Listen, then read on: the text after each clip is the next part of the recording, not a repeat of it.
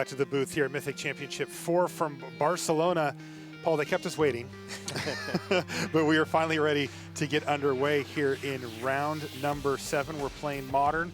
We've got 2 more rounds to cover, 7 and 8, before we wrap things up here on day number 1. Let's head on down to the feature match and see who we've got right back in that seat again. That is Thoralf Severin from Germany. Thoralf is on Tron this time around. That's on the left-hand side of your screen there. At a cool 6-0, playing for Team Phoenix New Dawn. On the other side of the table, that is Ben Hull from Canada, from Team Haruruya North America. You will recognize him from his victory at Pro Tour 25th anniversary not that long ago. He's on Izzet Pheonix. So we've got Phoenix versus Tron. This is a little bit of a flashback match for us here. Interestingly, at the top tables, it looks like they've either been able to defeat or avoid Hogak thus far. Yeah, it's so the thing is, the Phoenix deck was one of kind of the breakout decks of the last Mythic Championship, the last Modern Mythic Championship, which was in London. And Tron was kind of the dominant deck. You know, it was the most played deck at the last event. But the metagame has shifted, you know, with the emergence of a lot of the cards from Modern Horizons. It looks like Tron, you know, didn't really get a whole lot of new additions, while a lot of other decks got a lot stronger. And Tron traditionally struggles a bit against graveyard strategies. So I think a lot of people chose to kind of shy away from specifically the mono green Tron variant. And if people did decide to play Tron, it was the Eldrazi Tron decks. Thoralf had no such fear and still looking good. Brought the old standby here, Tron for him. He's going to fire off Ancient Stirrings here on the second turn, and he even found a Tron piece, and it looks like a map as well. So right on time, well, maybe a turn late here for Thoralf, unless, of course, we see that tower in hand for him, which I don't see currently. And there's a thing in the ice to kick things off now for Ben Hull. He passes the turn back. Let's see if we can find a tower.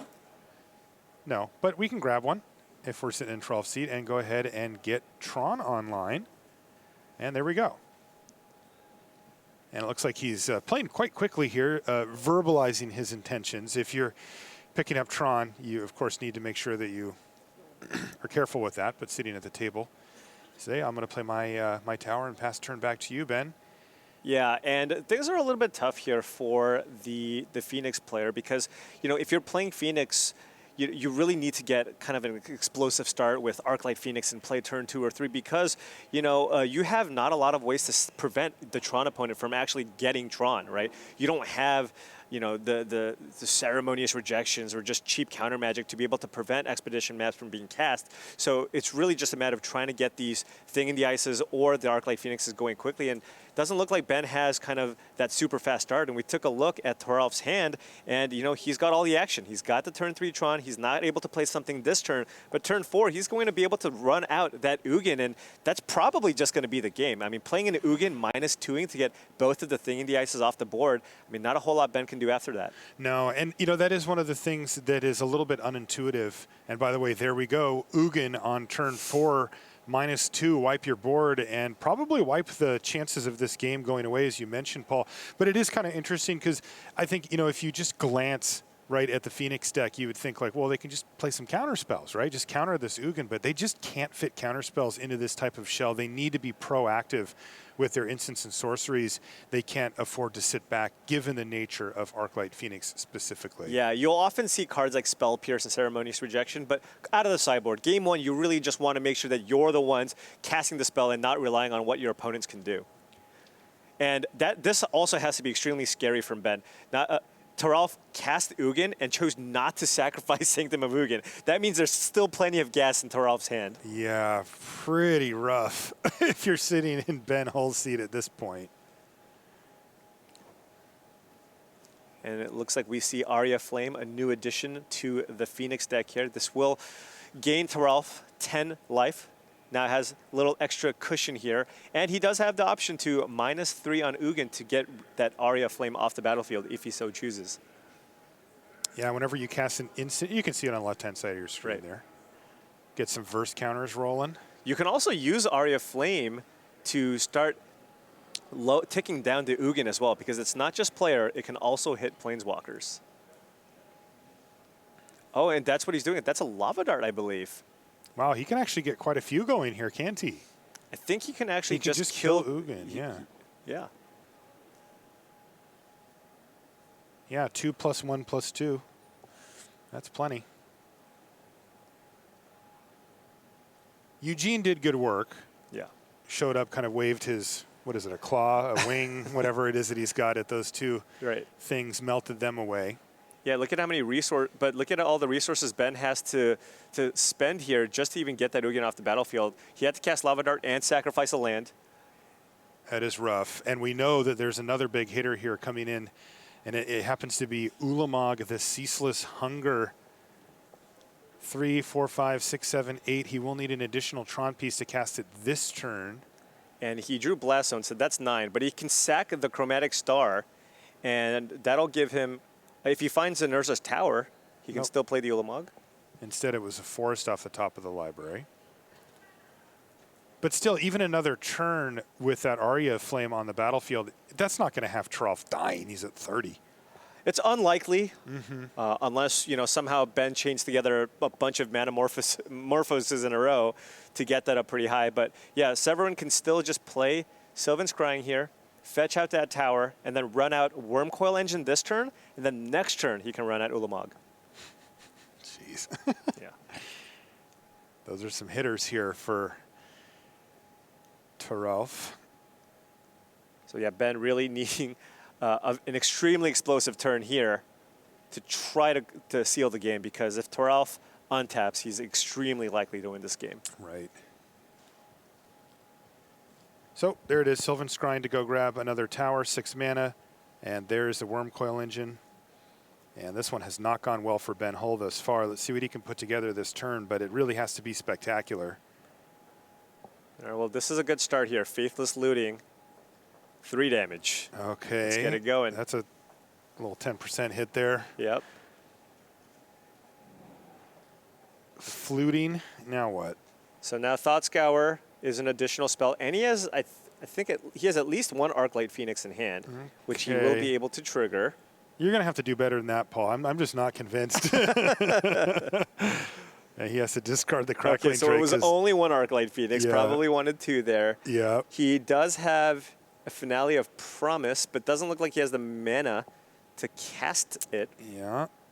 Needs another red source. Remember, he had to throw one of those away to the Lava Dart. So let's see if he can find one, I guess. Yeah, Thought Scour here. Maybe he can put 2 Phoenixes in his graveyard. This is 4 damage.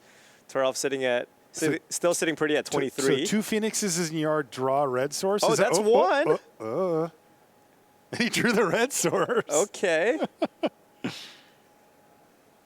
One of the nice things about playing Tron is, you just have to sit there and watch. Right. Like, it's not like you have any thought. Yeah, you don't have any instant speed interaction really in the main. Maybe some spatial contortions or warping whales after sideboard, but Thoralf has just got his fingers crossed, his hands folded, and he's just politely waiting. It's like, please don't kill me. For his turn. He's like, come on, I was at 30. You can't kill me. Yeah, all right. And he doesn't. He does play a land and then pass the turn back. But now the heavy hitter's out. And on top of it, he's drawn himself a Relic of Progenitus as well, just to put any potential shenanigans at bay here. Yeah, so. Oh, Chad is just loving Tron right now. They're just rooting for Thoralf. They're just like, yeah, this is so cool. I feel like everybody, this is like a unique deck. People haven't seen this strategy before, so I understand. I get it. Yeah, we're unleashing the newness is Thoralf Severin. Thank you, Thoralf, for showing us the way. Look at how powerful. Look at all the powerful things this deck can do. He's like, all right, I'm just going to play this. Like, are you going to concede yet? Like this, you don't have the Phoenixes anymore, and okay. One thing they definitely don't want you to do, Paul, is to ban Tron. And by the way, no specifics, just Tron. Yeah, just Tron things. Yeah. They definitely don't want you to do that. All right, that is game number 1 going to Thoralf Severin from Germany. Made it look easy. You mentioned it, but a decent start there with the 2 copies of Thing in the Ice. But Big Eugene showed up and kind of said, nah, dog. Yeah, coming in, I think this is kind of what you expect, especially game 1. The Phoenix deck just has a bunch of cheap burn spells that the Tron decks don't really care about. And even Surgical Extraction and not doing a whole lot early. So this is kind of what you expect. But after sideboard, I think Ben can put up a better fight. All right, well, we're going to find out that and much more from the feature match here. First, we're going to take a short break. We'll be back with a little more right after this. I would go to tournaments and I'd see people do all this bridge shuffling and all this other stuff. And I wanted to be like the pros, right? You want to shuffle like they do. I remember just locking myself in a room and shuffling my cards until I could do the bridge. Normally when I shuffle somebody's deck, I usually pick it up and then I usually like to get a couple of corner riffles in here. I'm a terrible shuffler in general, so I'm just going to say, to make your terrible shuffling look better, make sure you got good sleeves. One thing that always surprises people is you don't have to look anymore. You just look at your opponent, stare them down, and you do some tricks. This is an advanced move. You don't want to try this without some practice, but you cut it like that in the air. Air cut. I shuffle in a very boring fashion, just like cut it in half, and then like get it to overlap and push it back together. I feel like I'm bending the cards. It's all right, it's all right. It didn't even happen. I have a rather intense bridge in my riffle here, and people often complain. If you want to really show that you master the card technique, you do the accordion. And I've been training for a long time. Do something like this, and they all fall apart.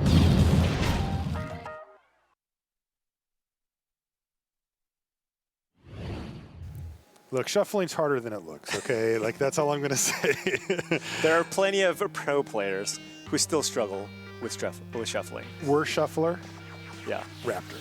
Not close. Just not close. the full. What is he even doing? It's hard to even replicate it without just ruining your cards. Well, you know, there's something that can be said for, you know, okay, this guy was a Magic Online grinder, so he didn't have to shuffle. But now, I mean, you've been on the professional tour. You're in the Hall of Fame. You've been playing for about 15 years.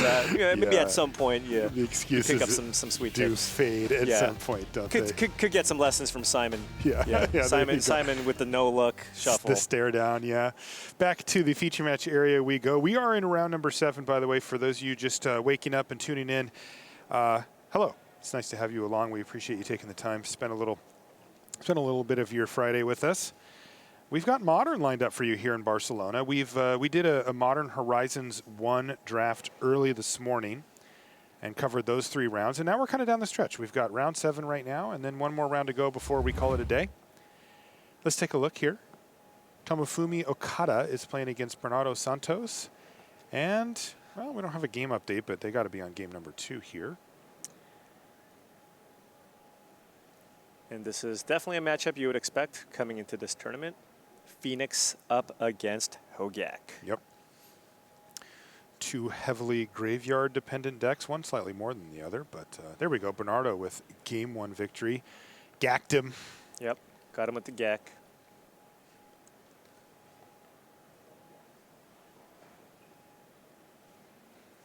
Another note for you just tuning in.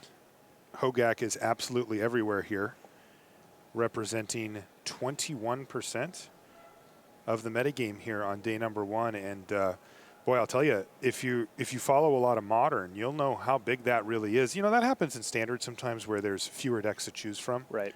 But for Modern, that is truly a large percentage of the field. So the big question coming out of day 1 is, how good is it really? Is it faring as well as many of the top pros hoped when they chose it? A lot of the big teams are on some version of Hogak, and or is it one of those overhyped decks? We're going to find out. Yeah, curious to see how the numbers actually break down, because I think coming in, I mean, this was public enemy number 1, and for that reason, it was Leyline of the Void was the most heavily played card going into this tournament between main and side.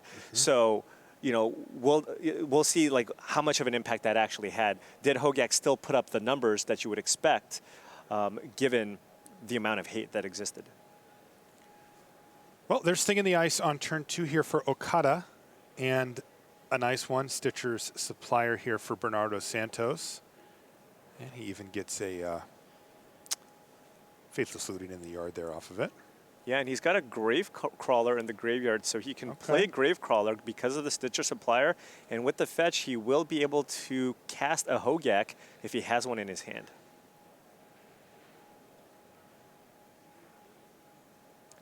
But the Pheonix deck does have lots of cheap cantrips, lots of cheap spells, so being able to flip that thing in dice could do a lot to kind of get Tomofumi back in the game. You know, it is very possible, even on turn 3, to be able to flip that thing in the ice with, you know, the free spells like Surgical or Gut Shot, along with Manamorphose. And, you know, we saw it on our main table as well. Lava Dart. Lava Dart, yes.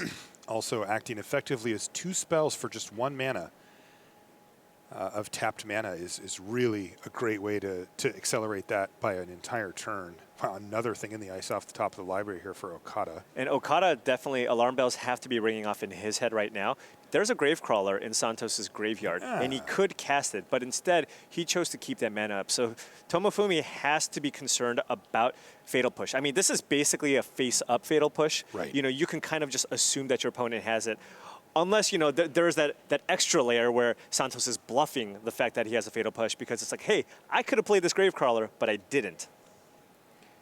From Okada's perspective, it's probably similar. And he's just going to run out a redundant copy here, get that second thing in the ice on the battlefield, and then he can play an opt or something like that at his leisure.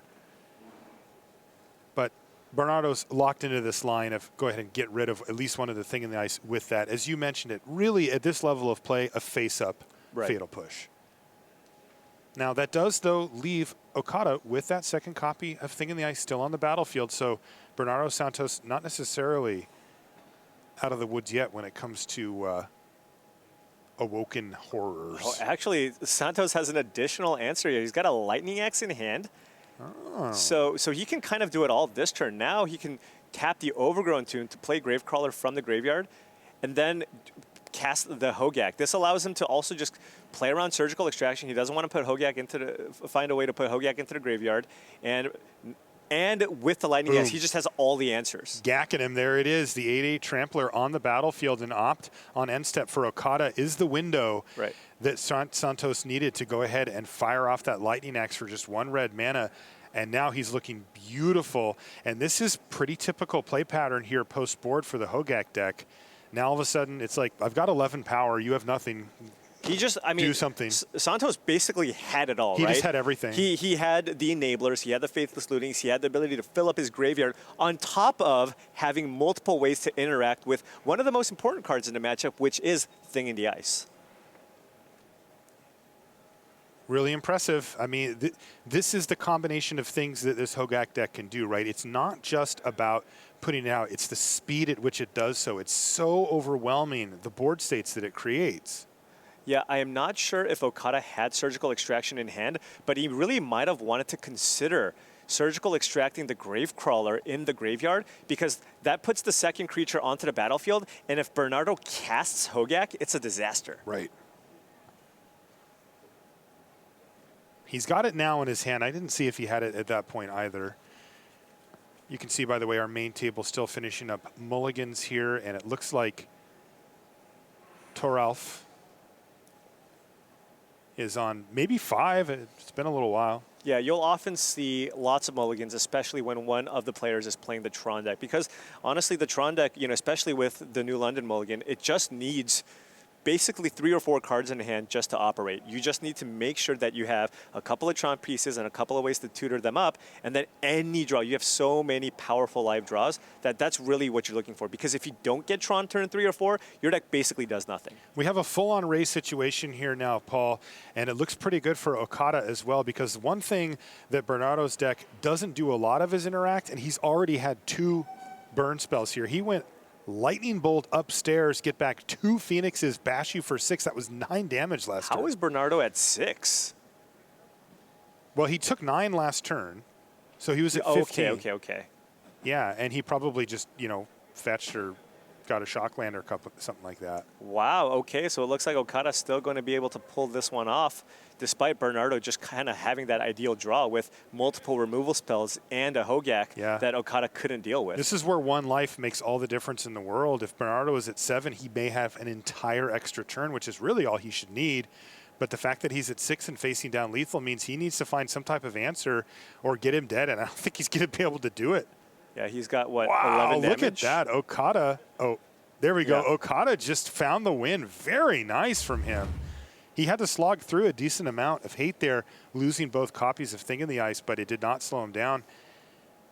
And that is game number 2 going to Okada. So we'll head back up and see if our main match is underway. Oh, looks like they're about ready.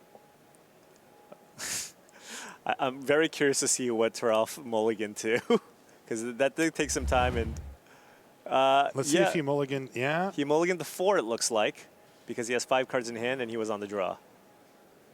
Rough. Yeah. But as you mentioned, this Tron deck, especially with the London mulligan, mulligans very aggressively. Yeah, it does. But you do get punished a little more after sideboard, especially because Ben now gets to trade in cards like Lava Dart, Flame Slash, Magmatic Sinkhole, and replace them with cheap 1-mana counters. So now, you know, if you keep 2 Urza lands in an Expedition map, there is a real chance that your map will get Spell Pierced or Ceremonious Rejection.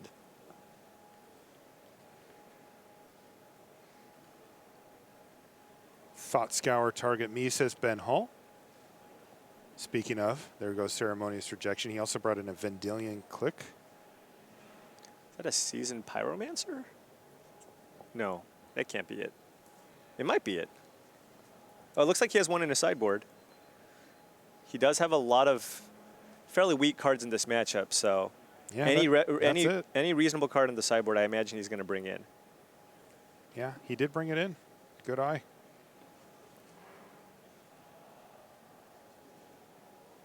Yeah, but a lot of great cards here. I'm looking at Abrade.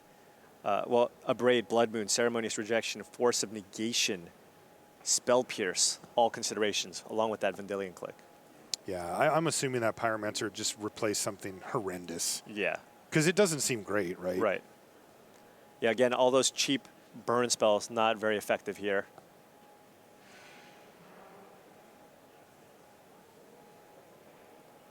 Okay, Chromatic Star's going to get cycled away, as we say in the business. And, well, ooh, there's that Spell Pierce. Right. That's basically exactly how you described it. It ended up being Sylvan Scrying, but same principle here. And now look at Thoralf's board. He's got a forest and a colorless land. I mean, he's just doing nothing over there. Now, it is, of course, always the question of if you've brought in all these reactive hate cards, how are you deploying a proactive game plan if you're Ben Hull? And we haven't seen that yet. He has no Phoenixes in the yard and no threat going. So he does need to find that. Because, look, if Thoralf just gets turn after turn after turn, he will find Tron and he will start resolving things. Yeah, games tend to go much longer. So even cards like Thing in the Ice, for example, once you have a bunch of reactive cards, you can't flip it very quickly, and you're not going to be able to put on a lot of pressure. I mean, I wouldn't be surprised if Ben chose to maybe even sideboard some of those out. Pretty awkward here for Hull. He really wants to try to find a way just to get the Arclight Phoenix in the yard, but hasn't been able to do so. He's left himself 1 red mana to see if he could maybe spike a Faithless Looting, but it doesn't look like he's been successful at doing so. But he did find land number 3. He did. Which helps out immensely, as he does have that Seasoned Pyromancer in hand. Yeah, he'll be able to cast that next turn. For now, it looks like he's just going to have to punt away that 1 red mana that he had in his pool. Okay, there's a mine off the top. Oh, okay. Okay. Thoralf, I mean, we see what you're doing there, Thoralf. We see you, bud. Yeah, Ben does have a Force of Negation here. He can choose to pitch that Thought Scour to counter it if he so chooses.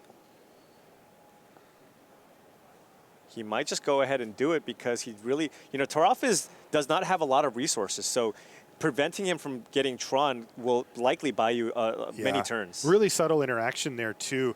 Thoralf had to play his land first so that he didn't run into Spell Pierce. Right. But it's actually really relevant information because it's the second Tron piece. So he had to give up something there by not playing into Pierce, which was correct to do so. But it did give Ben a lot of information knowing, okay, well, you're 1 piece away now.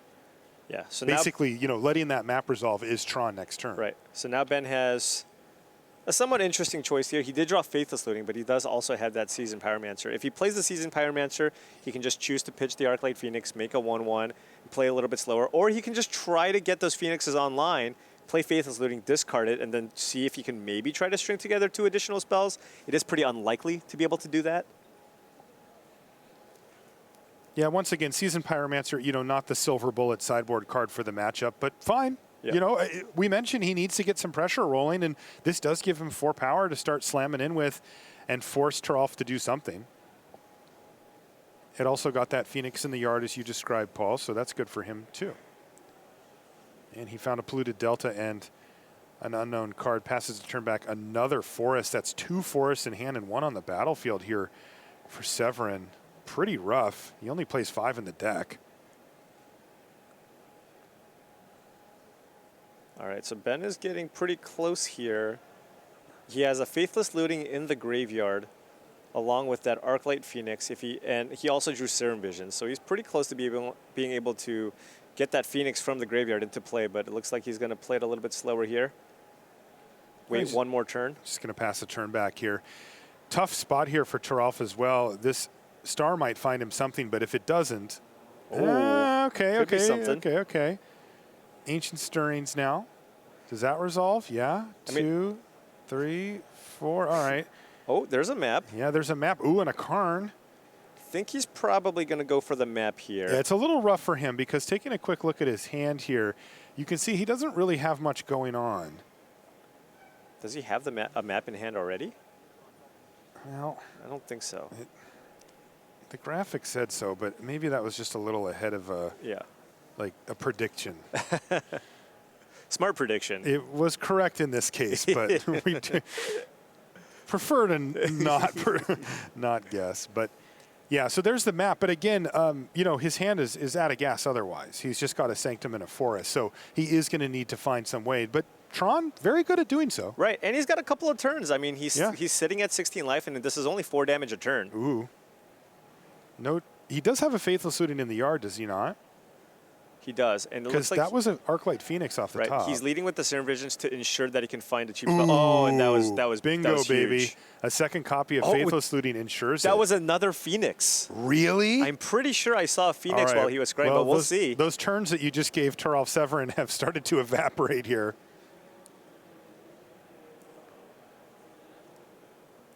Well, maybe it was. What is he doing? Well, he's going to cast Faithless Looting. Oh, and it looks like he's going. It looks like he's going to flashback Faithless Looting first. Sure. So he runs out the land here so that he has the red mana available because the land he had in hand was Island. Yeah. Yeah, it was a Phoenix. You're right. All right. And the Thought Scour's enough as well. Yeah. So now we're looking at a 2-turn clock here. Either way, he can get a couple of cards in the yard. Let's see if he can hit another Phoenix. All right, fair enough.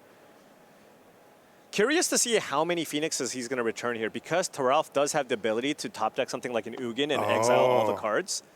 How about all of them? Okay, all right. No that chill plays. for Ben Hull. He just wants to get this thing over with, and this allows him to do that next turn and forces the issue. So Thoralf Severin needs to rip Ugin.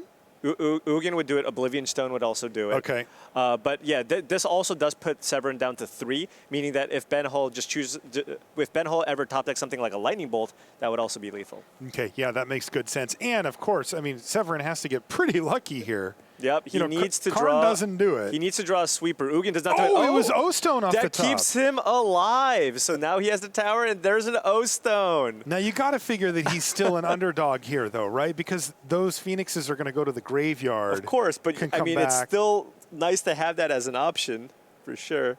Yeah, he'll take it. He'll take it, no doubt. Yes, but Ben can Nice easily rip. reset here with all those Faithless Lootings in hand.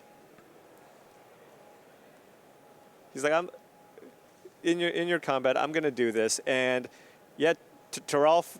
I mean, he could also find something like Relic of Progenitus to clear out that graveyard. By the way, that was Ben Hull taking a quick look at Seasoned Pyromancer, like, maybe I should just do this.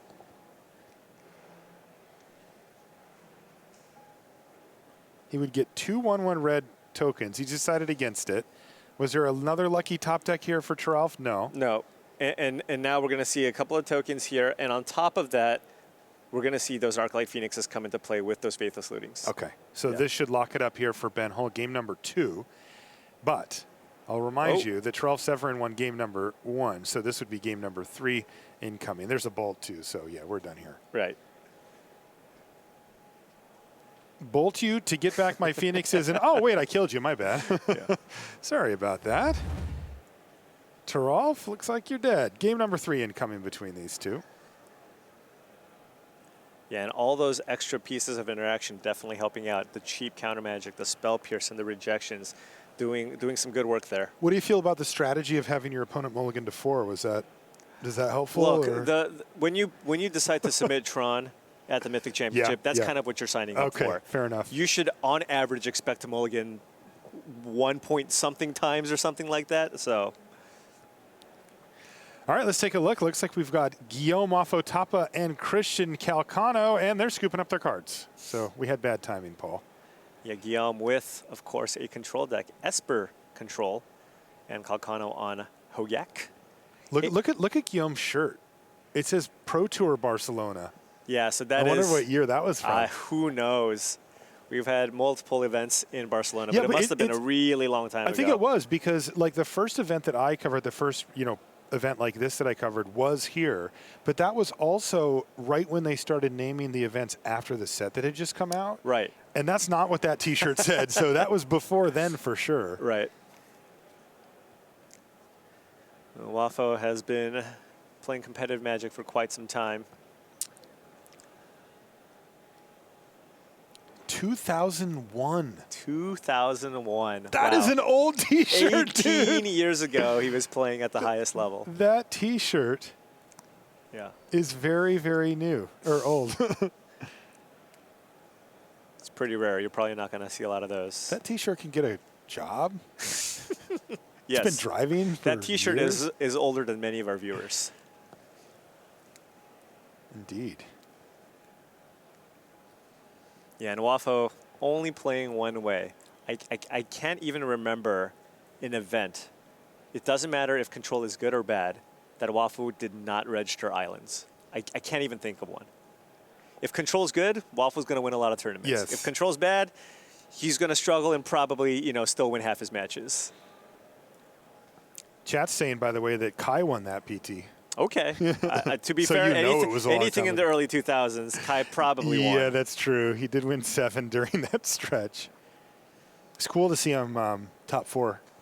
Yep. The last Mythic Championship. Kind of bringing back some of those heated debates on who is the best Magic player of all time. Now it's Finkel's turn to try to notch another top 8. He was 5-1 here. Yeah. Yeah, we saw the loss during the limited portion, and Finkel doing everything possible to put himself in a position to win. And he got close, and Raf had to draw that settle to clear the way for his gigantic Chiller Pillar.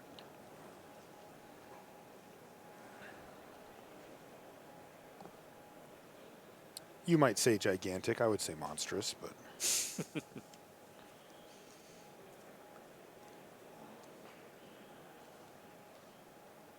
All right, what is this, social hour? No smiling in the feature match area.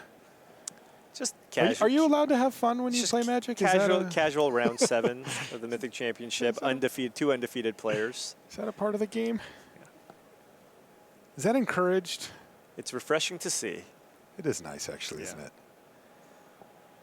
Now, the smiles will end shortly when they get down to business.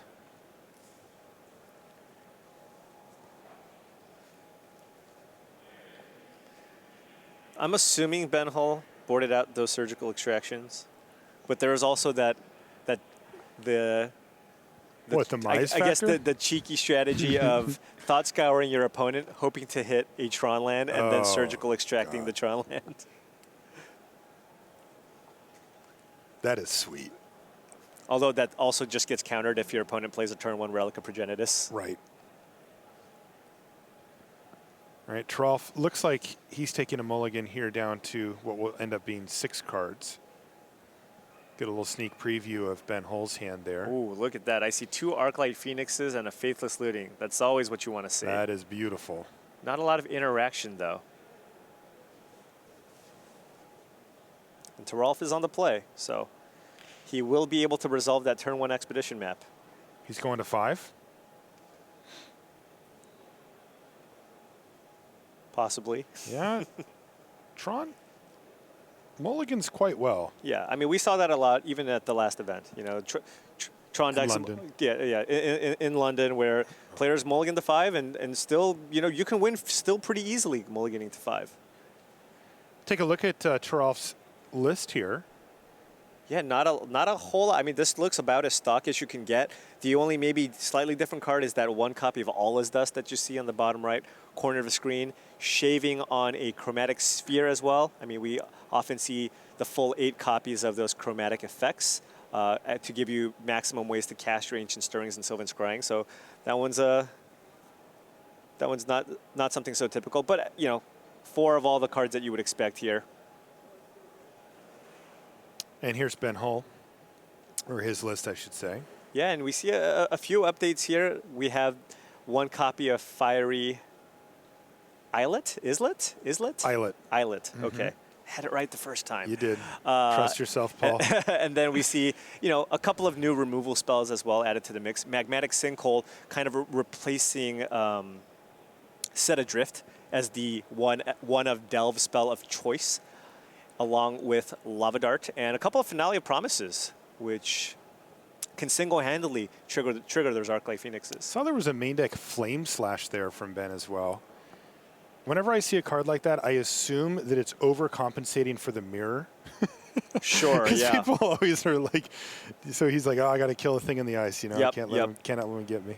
Right. I have no idea why it's actually there. These are just the assumptions you make when you're extrapolating info. I think just when you're building the deck, you want X interactive removal spells, and this just kind of acts as Lightning Bolt number 5, basically. Right. That's the one that Ben decided to choose. That makes sense. Lightning Bolt being mostly just better. I know it deals less damage, but the fact that you can just target the opponent, meaning that you can always just turn it on and flip Thing in the Ice easier, or also get Arclight Phoenixes in play. All right, well, we are underway here, and we've got a Chromatic Star to kick things off for Thoralf, and then pass the turn back to Ben, who's going to kick things off with that Faithless Looting, and this is going to leave him with 2 copies Oh, man. of Arclight Phoenix in the graveyard, right where he wants them to be, and big-time pressure, although a Tron land off the top of the library there for Thoralf. This could get interesting, and he's got Ancient look Stirrings. at this. Can he find the missing piece? Of course, he still needs to find action. That's a tower, not the one he needs. Nope. Ugh. Yeah, so this is a little tough. He also needs a mine. Unfortunately for him, it was a tower there. Yeah, so we can take a tower, or an Oblivion Stone, or even a Warping Whale. The Warping Whale doesn't seem especially strong.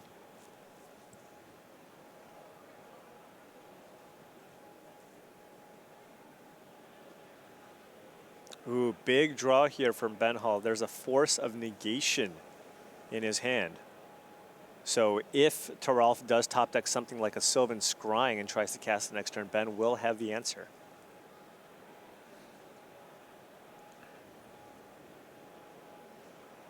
And Ben with some cheap spells in hand, but choosing to wait. Okay, here we go. Ancient Stirrings looking for a mine. Oh, there's another tower. Last card. Oh, it was another power plant. Wow, they never run like this. To be fair, he's 6-0. He probably ran like this at some point in one of the earlier rounds. Fair. Well, he's going to go big or go home. That's the payoff card. I mean, Yeah. he did need a payoff card, so now he just really needs to hope to either naturally draw Tron or find another way to search one out. He has so many ways to do so. I think people tend to underestimate that part. How do they always have it? Well, like their entire deck Their is entire deck built just searches that. for Tron, right? Yeah.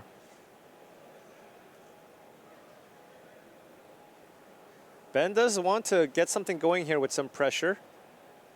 Try to find those Arclight Phoenixes. He does have a Vendilion Click, it looks like, in hand, so he can choose to just wait and do that instead. The combination of Vendilion Click getting something important along with having Force of Negation does help kind of shore up a lot of what he could be scared about. Yeah, Thoralf has a couple of payoffs in hand. He has Karn Liberated and then the recently added Ulamog, the Ceaseless Hunger. And it looks like we have a verbally announced Vendilion Click. Ooh, and that was a Relic of Progenitus, maybe? Because he probably would have run that out earlier. And That's his draw step? Right. Might just go ahead and take that. Yeah, that's exactly what's going to happen. He says, well, you've got 2 threats anyway. But now we can see potentially a Tron piece off the top. Oh, This might get Force of Negation. Oh, hold on, please, he says. Hold. Given that he knows that there's a lot of action cards in Severin's hand, it looks like, yeah, he's going for the Force of Negation. So Yes. huge addition. Yes, massive. For all blue decks, having access to that card really helps you fight against Tron, counter the Karn or counter the ways to find Tron. All right, is now the time where Ben is going to start looking to string together a few spells to get those Arclight Phoenixes in his graveyard back into play. He's got Sleight of Hand and a Thought Scour. So if Sleight of Hand finds a 1-mana spell, he can put those Arclight Phoenixes back in play, and that's a Manamorphose.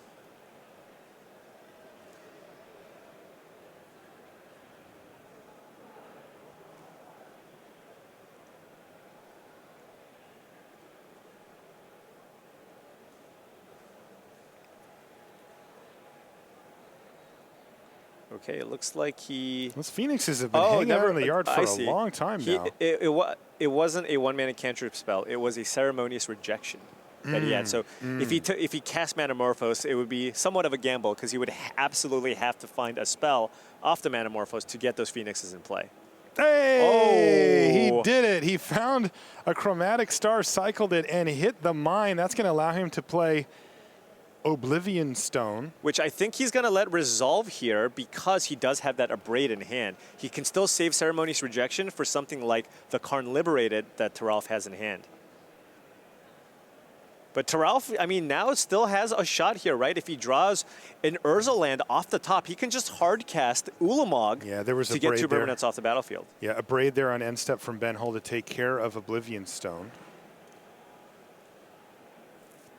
So Ben does have to be a little bit careful here. I think he's still going to keep up that Ceremonious Rejection, but now Thoralf, lots of great opportunities here. Even if that Ulamog gets Ceremonious Rejection, it's a cast trigger, so he's still going to be able to get 2 permanents off that cast trigger. Yeah, he is a Tron piece short of being able to cast it, but he did find it effectively with this card right here, Expedition Map. And Ben probably has to let the Expedition Map resolve because he absolutely does need to counter the Karn in Thoralf's hand. And he knows about the Karn because of that Vendilion Clique that's in play. Oh, wait. Maybe he doesn't. Maybe it was just Ulamog that he knew about. He did know about it. Okay. He did. I thought so. Yeah, you were right. All right, now what to do with the Karn? This is also an interesting thing, right? You can minus and get that Vendilion Clique off the battlefield. Seems pretty strong. If you tick it up, it means that even if Ben gets both the Phoenixes in play, he won't be able to get that Karn. 10 loyalty. Yeah. That is such a huge amount. All right, now this is putting pressure. Ben needs to start going for it here. Yes, he has been trying to play the more controlling route, leaving those Phoenixes in the yard. Now it's time to unleash the fury. And he did find Lightning Bolt. And that Manamorphose helps too. So with the Lightning Bolt, he can take out the Karn. You know, that's 9 damage from the Flyers if he gets the Arclight Phoenixes into play. Can he do so? Can he? Well, that's the thing. He's got the Manamorphose. He can also flashback Faithless Looting, and he has a Lightning Bolt. But the land that he has in hand, I believe is a Spire Bluff Canal. So he actually, it will come into play tapped. So he does need to find an untapped land here off the Faithless Looting. Okay. And it can't be an island. Oh, that is rough. My bad, Ben Hull. Wow. Brutal. It was Things an are island. looking really good now here for Thoralf.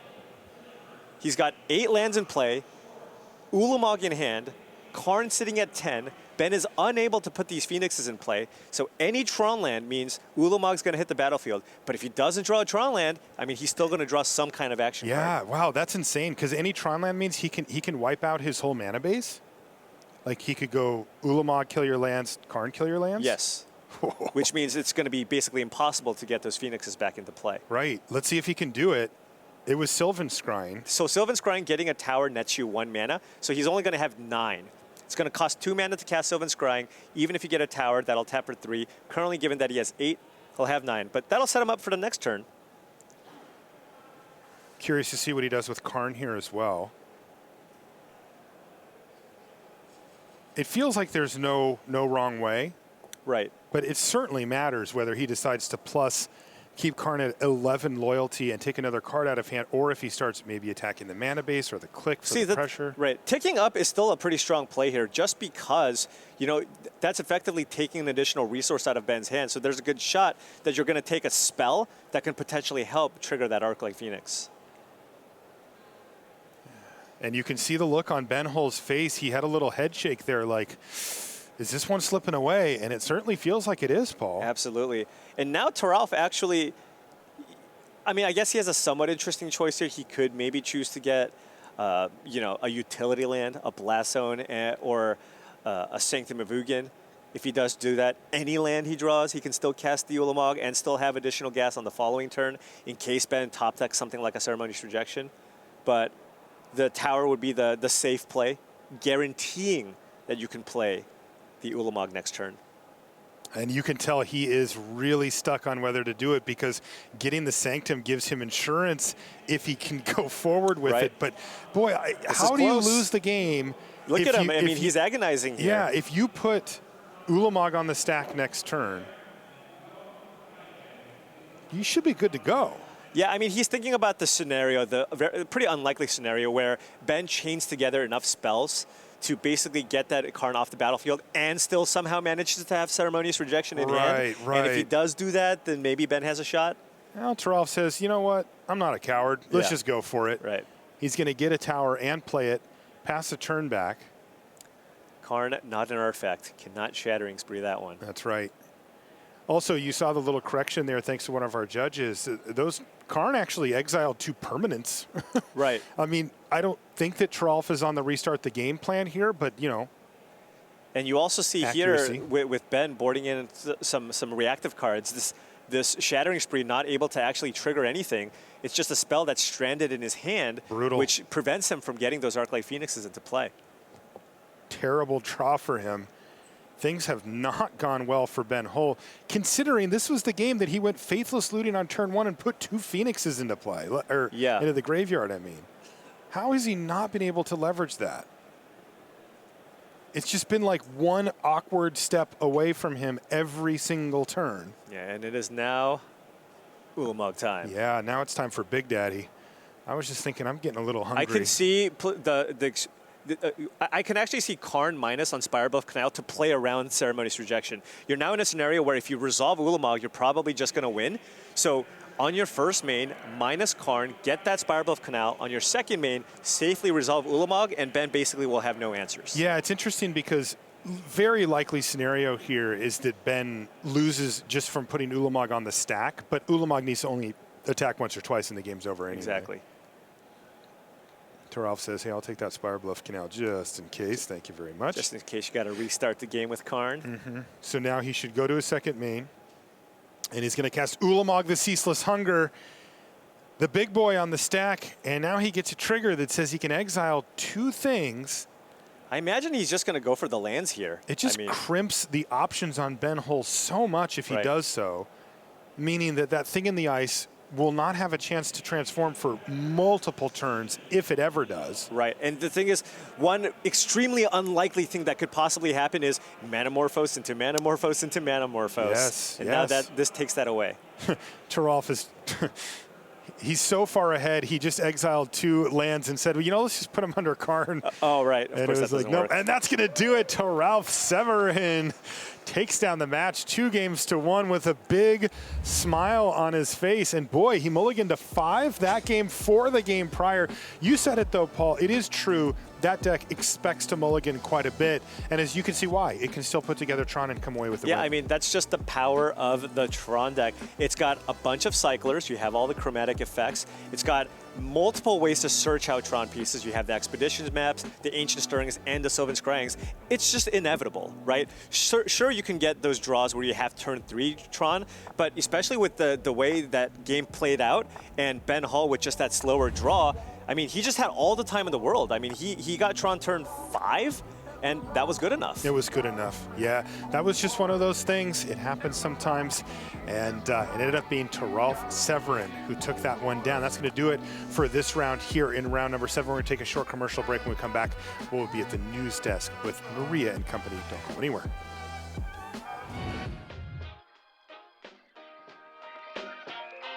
Hey everybody, I've got Matt Severa here, and I'm going to give you this pack of Modern Horizons, and you're going to crack that and let me know what your pack one, pick one would be. All right. We're going to pretend we're at the Mythic Championship, first draft of the morning, and tell me why you're picking what you're picking. Sure.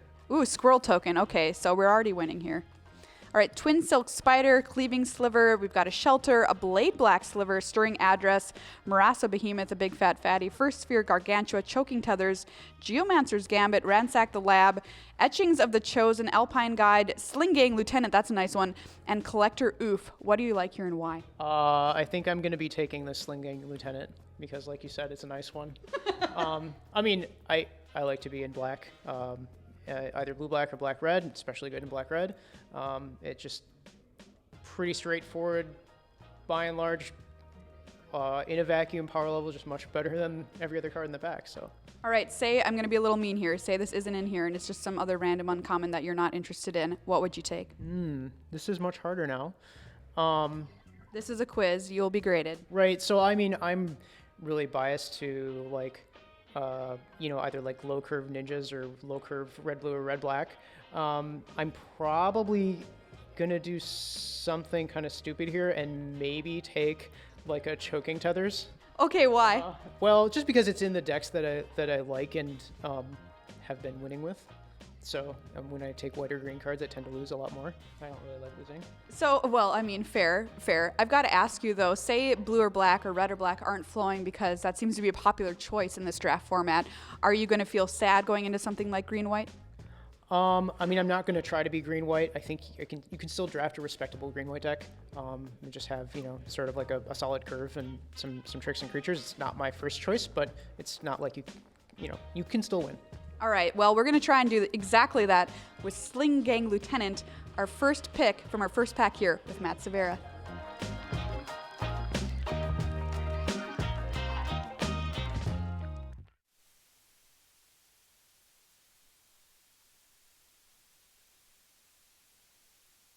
Bingo, because we're keeping track of it all day. Let's take a look at our first bingo card, how it was in the morning before we marked it with anything with a bunch of fun categories on it. Put me in, coach. Creature with haste attacks. The turn comes into play. It's one of my favorites. Or wait, a game is decided in extra turns. But we've had a few chances to mark our bingo card, so let's take a look at what first got marked off here earlier today. So my precious, okay, put me in, coach. Wait, okay, got it, and free space, of course. All right, then after another round in the feature match area, a few more things got marked off. Hey guys, what's in a name? Bolt you and broaden your horizons. All right, well, let's take a look at the next level here as we mark off some more cards on our bingo. I came prepared. Leyline of the Void is put into play and had it. Natural turn 3 Tron. Still no bingo. Still no bingo. What are we looking for? Okay, well, we want stuff down the middle, I think. Or maybe some on the left hand, or excuse me, the right hand column, like blue violence. Blue card is countered with force of negation. All right, I'd like to see that. Well, there's where we are on our bingo.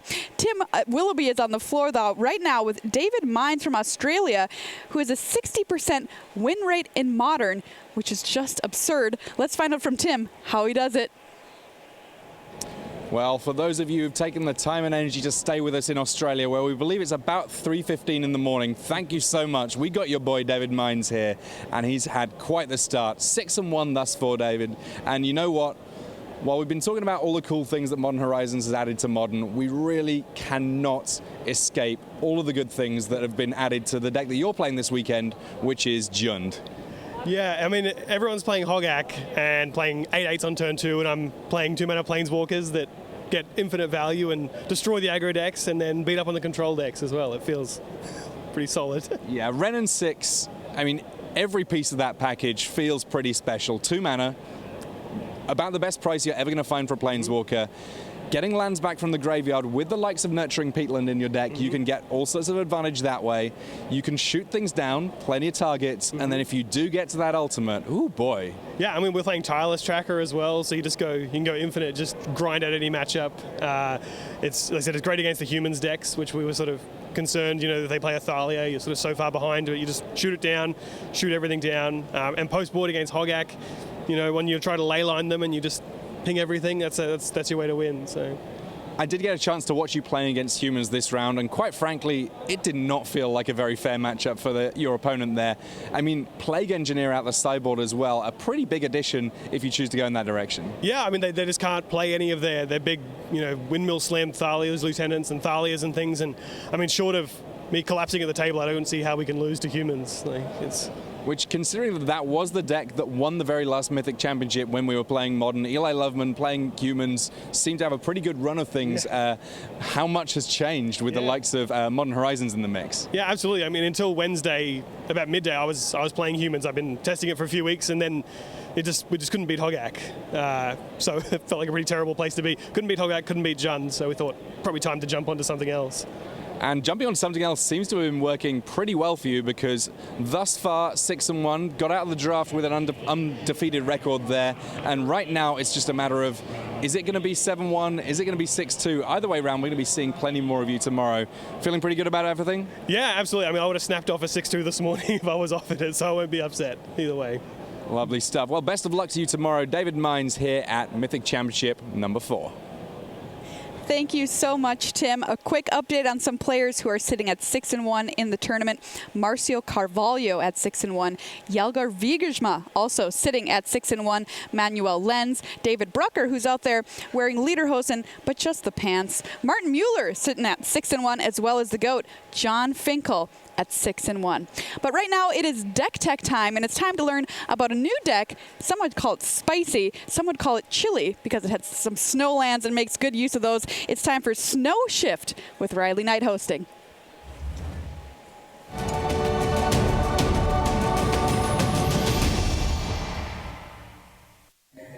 I'm here with Matthew Stein, and oh my golly gosh, he's got a spicy one for us. Matthew, this is your second Mythic Championship, and you were telling me a little bit before that there's a little secret kind of community that's built around the deck that you've brought this time around, huh? Yeah, exactly. So someone by the name of Sungjin An top-aided a GP with a similar version of this deck, which is Bring to Light Scapeshift.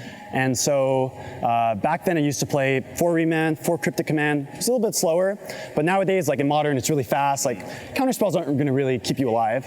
So deck kind of went away for a while, didn't really hear about it. But recently though, with Modern Horizons and War of the Spark, new inclusions, this deck now got a lot of new pieces.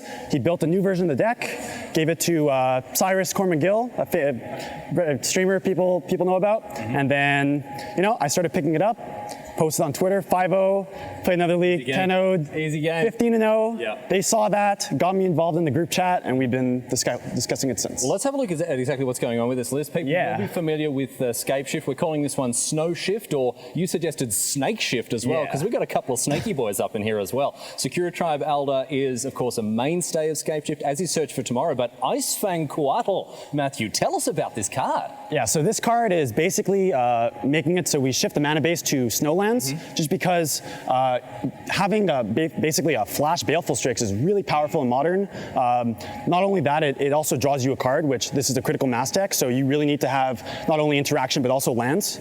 And so being able to draw more lands and not dying in the early turns, really, really awesome addition. There are a lot of big dumb idiots in Modern, and there are also a lot of creatures that are also big and dumb. And this creature, this will clean them all up real easy. Yeah, and also something to note is that for Snake Shift, for Scapeshift, basically the earliest that you can kill if you have 7 lands is you can deal 18 damage, you get a Valakut and 6 mountains, it's 18. But you have to go to 8 lands if you want to deal 36, you get 2 Valakuts or more. So actually the 2 snakes here, they actually attack. So you actually want to, if you're playing against a deck like Tron or something that isn't playing fetch lands or shock lands, you want to attack them with these 2, get them down to 18, and then you can combo 1 turn earlier. Well, let's have a look at some of the payoff cards here as well, because we've got Scapeshift, of course, is the name of the game here like this. Bring to Light is a bit of an old card from Battle for Zendikar, but this is the marquee card of the deck. So talk to us a little bit about this before we get on to Teferi here. So Bring to Light, basically there's been Titan Shift decks in the past where they focus more on Primeval Titan and Scapeshift. They're just red-green.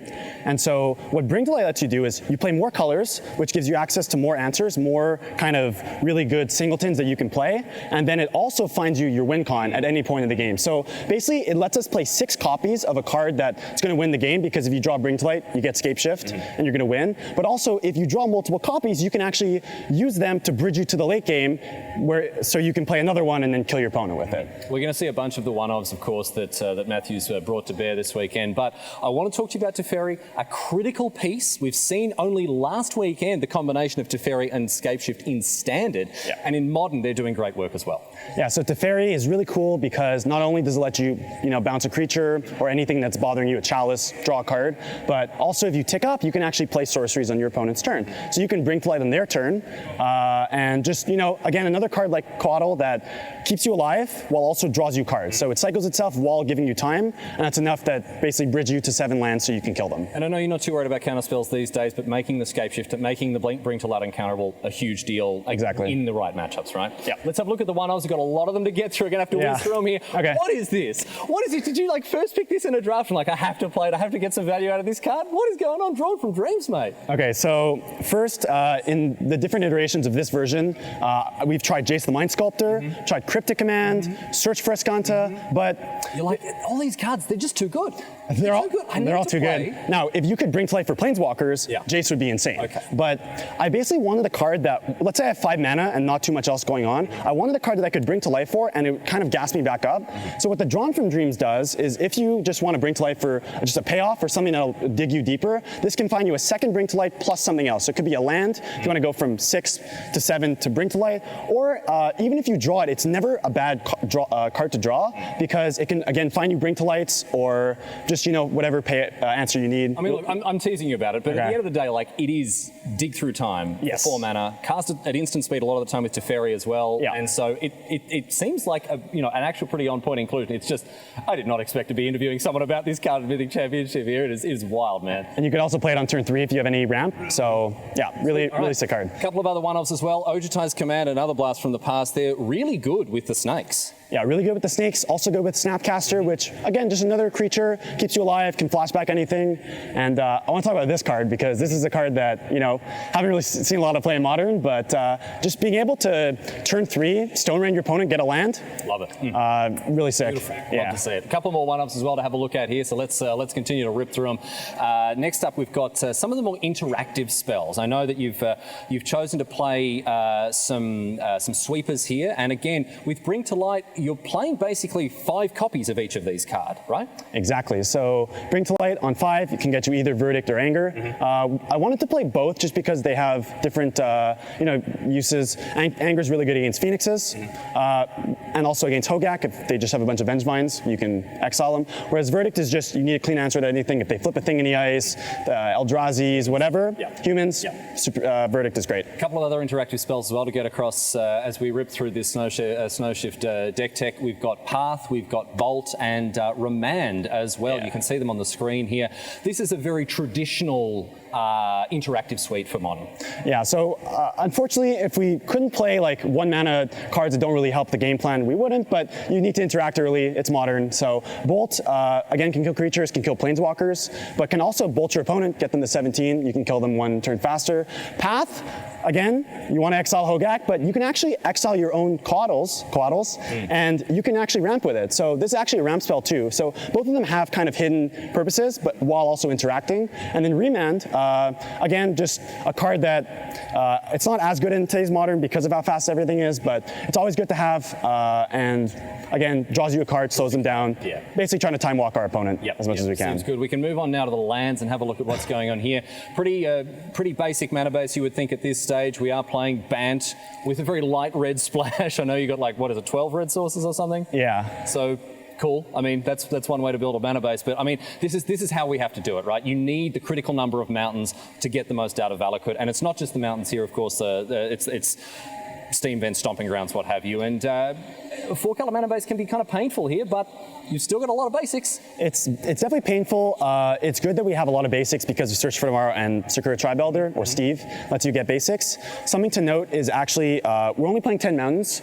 If you draw more than 6, you can't actually Valakut Escape Shift to get 6 in play because you don't have that many, but you can leave some number of mountains in play and you can get the rest of them in your deck. So even if you draw 6, 7 mountains, you still have a lot of damage because you can get 2 Valakuts and then 4 mountains, or 2 Valakuts, 3 mountains, runs and, hit your opponent for a lot. Yeah. So it is a bit painful to run this mana base, but it's been pretty consistent, especially with as much, land search we have. Yeah. So it's been pretty great. Well, I tell you what, this deck is absolutely bananas, and I can't wait to see how well it goes across this weekend. Matt, thanks so much for joining us. And thank you for having me. To see you late into Mythic Championship here at Barcelona.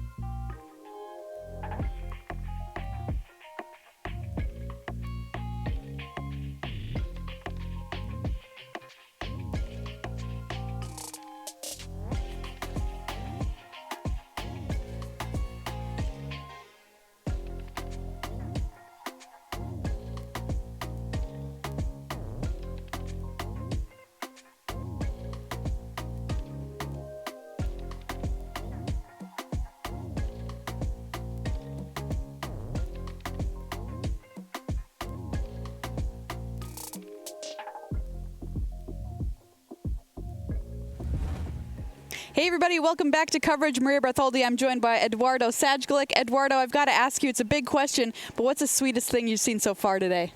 Oh, dear Lord. I know, there's probably too many things to pick from. That Thoughtseize, it was like between Thoralf. It's been a long day. It's also been at least it was with Thoralf and against Izzet Pheonix. We were like, oh, Ulamog's coming down on turn 4 with this top deck Urza's Tower. Oh no, there's a Thoughtseize because Teferi Time Raveler has another ability. Yes. So the Thoughtseize on draw step gets rid of the Ulamog, the Ceaseless Hunger. So the game progresses, but unfortunately there was also 10 mana in play on turn 4. So yeah. You didn't progress that far.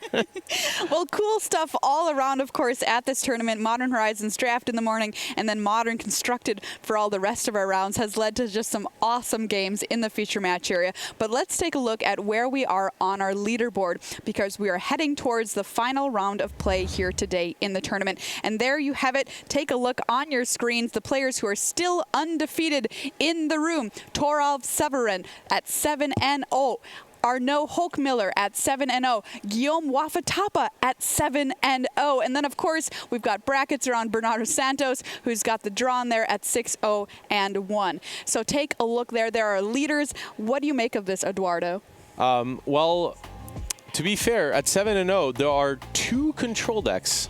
That's right. Well, they both play Celestial Colonnade, slightly different flavors. One is straight up blue-white control. The other one, of course, 4 Esper Charm. What else would Wafatapa play? Yeah, Guillaume Wafatapa on Esper control, Arnaud Hochmiller on white-blue control. So control decks near the top. Are you surprised by that at all? I mean, a control deck that's well engineered against the field can have a big advantage. And when you know what's up, you can kind of show up with the right tools for the job.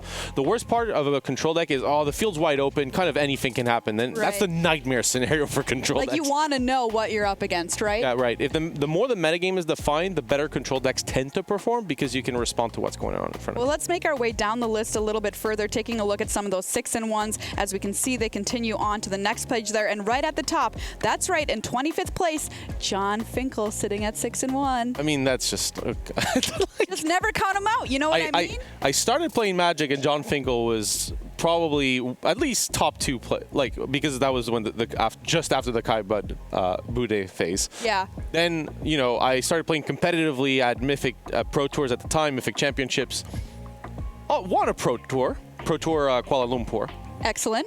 And then kept on going and top 18 all the time, and it just never stops. You know, every time I'm like, oh, wait, I should have picked John Finkel for my fantasy draft. What am I doing? How bad can it go? Right? Exactly. That's a great point. And then at 5-2, of course, a lot of great players in there as well. Raphael Levy currently sitting at 5-2. Sam Black at 5-2. Making our way down the list, we've got Pat Cox sitting at 5-2. Martin Dang at 5-2. So, I mean, Corey Baumeister here ending our page at 5-2. Let's make our way a little bit further down the list and see some more of our players here. There's Dmitry Budakov, also sitting at 5-2, your 2-time Magic Online champion. They're at 5-2. Emma Handy currently sitting at 5-2. If you're a fan of her there, Joel Lossett at 5-2. Paul Rietzel, 5-2. Jacob Wilson. The list goes on and on and on. So excellent players making their way to the top of our leaderboard here, which is not surprising, really, in a skill testing format like this. Right. The limited rounds especially are pretty brutal. The gameplay in this set can be very technically taxing, and if you haven't drafted it a lot, you can be really at a disadvantage. We're going to see the leaderboard shift a lot tomorrow, especially with the limited rounds. I think we're going to see the people we would traditionally see as the top players, and then the newcomers will maybe sneak a little bit in there in the modern rounds. But I saw some sweet magic on the floor for sure. And tomorrow, like, one of the challenges, especially for the Hogak players, is going to be how to navigate those mirrors. I got the chance to see Ben Weiss versus Emma Handy, and that was a really difficult game to watch. It was very technical, like a lot of trading and very, very grindy magic. All right, well, our players are ready down in the feature match area, so let's head there at Mythic Championship IV.